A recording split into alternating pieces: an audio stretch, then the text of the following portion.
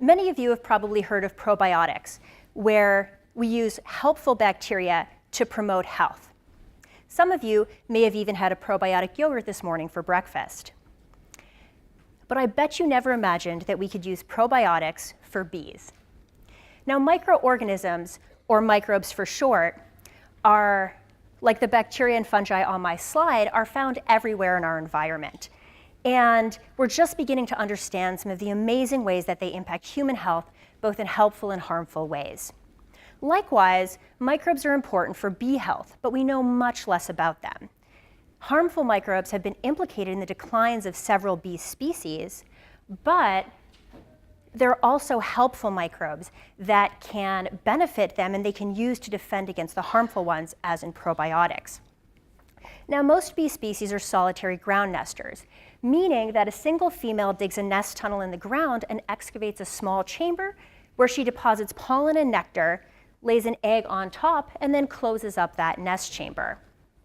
That pollen mass is especially susceptible to rotting because there are many microbes in the ground that can take advantage of that gold mine of resources. Once a harmful microbe has invaded that nest chamber, it feeds on the pollen mass, rotting it and making those nutrients unavailable for the developing bee, which ultimately dies. My thesis seeks to understand how the community of microbes in healthy pollen masses changes in response to the environment, how this affects the likelihood of rotting, and how we can use those helpful microbes to defend against the harmful ones, effectively developing probiotics for bees. In the graphs on the right side of my slide, each of those colors represents a different species of microbe, and the length of the colors represents how commonly they were found in these pollen masses. The bars represent different sites or different types of pollen masses. Now, we had expected each site to be very different across the environments, but we actually see that they're very similar in all the places that we looked.